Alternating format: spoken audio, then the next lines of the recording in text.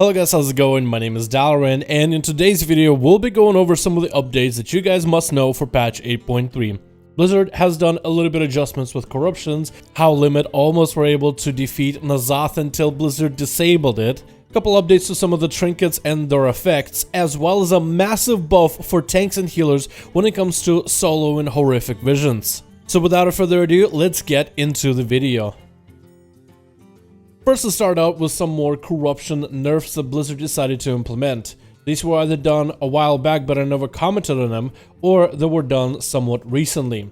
One of the first few we have is Echo and Void has been reduced in effectiveness by 20%. I know that Blizzard nerfed Echo and Void in PvP by 50%, so I wonder how this will affect the 50% reduction in PvP, or does the corruption now function where it's 20% weaker in PvE, but 50% weaker of the original in PvP.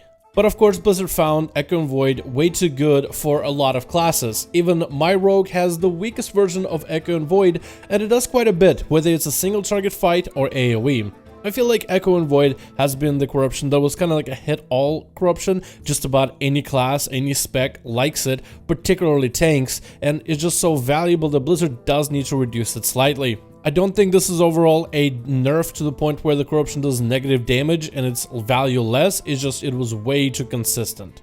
You also got a buff to Shul Vaz is what I'll call the weapon, but it has a unique corruption for Obsidian Destruction, which the Obsidian Destruction increases base armor and on a proc does a load of damage based on the armor that you have. And I've seen this proc in PvP in particular live, and the damage it does now is actually quite formidable. Of course, this is amazing for something like a Blood Death Knight, but also Unholy, Arms Warriors, and Retribution Paladins might even be able to consider this weapon as a decent option. Just imagine a Fury Warrior with 10% extra armor from two of these slamming down the shadow damage at your enemy.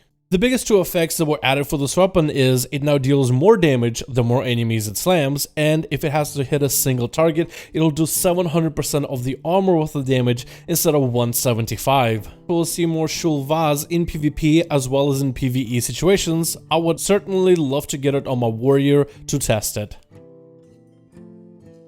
The world first race for Mythic N'Zoth is exciting, and for the most part people look into Method and Limit to see which one of those two top-end US and EU guilds ends up killing N'Zoth. Which guild do you think is gonna take N'Zoth first? Because Limit and Method really do have a close race, and it does seem like Limit is slightly ahead. Hell, Limit actually had a really good attempt on the boss, and in a sense, they tried to play up to a mechanic with the secret phase of N'Zoth to try to see if they are able to maybe find a way to deal with it.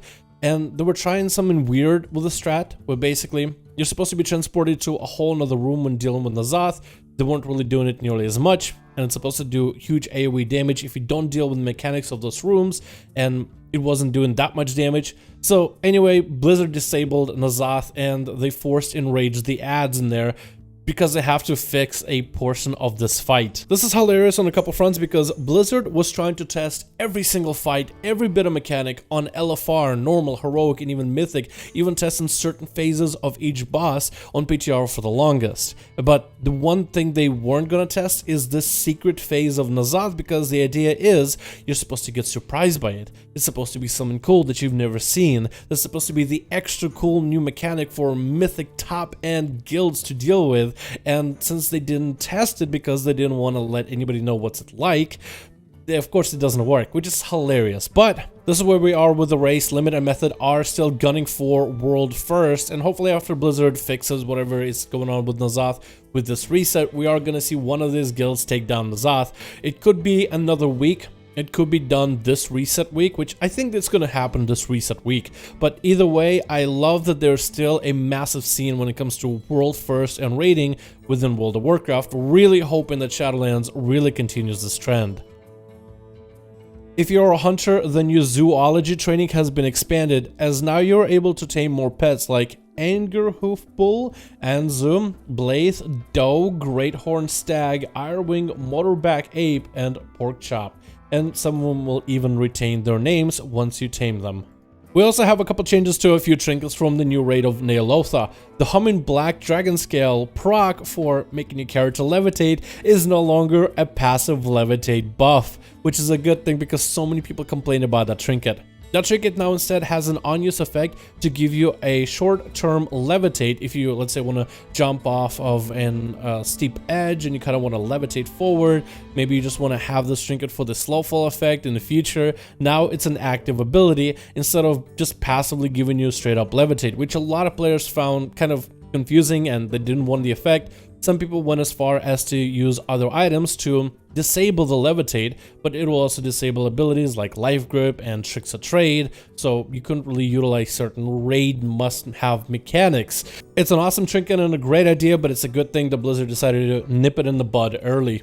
We also got a buff to tanks and healers when it comes to doing horrific visions solo. Blizzard doesn't want to force people to always group up for horrific visions. This is the type of content that is sometimes meant to be done by yourself, and Blizzard wants for everybody to get their cloaks upgraded. So as a healer or a tank, sometimes you might feel that maybe I just don't do enough damage. Maybe I need to run horrific visions a lot more often than a DPS in order to get my upgrades. So Blizzard is going to be massively reducing the health of enemies only for players that are running horrific visions solo as a spec of tank or a healer. For healers, you will see enemies have 42% less health, and tanks will fight enemies with 25% less health. This is a good thing because if you are a tank or a healer and you always just want to do these solo, maybe you got a couple DPS corruptions or it's like a DPS focused build, now you can actually solo horrific visions just fine. And I think we'll have a lot more healers and tanks might even try to get all the objectives done by themselves.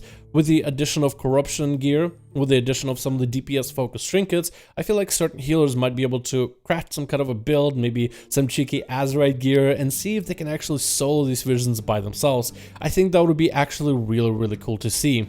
Now, this again only works while solo, so it's not like you can pair up with a healer and then you'll have, for that group, 42% less health for everybody, although that would be interesting. And I wonder if players will find a way to cheese this, because I'm pretty sure on the day one, maybe you'll have like a Retribution Paladin, queue for Horrific Vision, but select the role as a healer, and now all of a sudden all the enemies have 42% less health, but you're still in Retribution spec.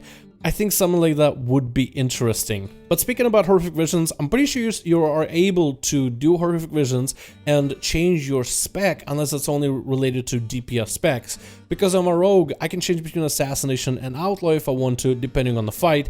Let's say maybe there's a fight where I need more dot damage, while another might need more cleave, and I can flip-flop on the spot. Unless Blizzard recently disabled that as well. I guess we'll just have to see with the Tuesday reset. And that's going to be everything that I have for you guys today. Thank you guys so much for watching this video. I do hope you enjoyed. You guys let me know your thoughts in the comments below, and I'll see all of you guys in another video.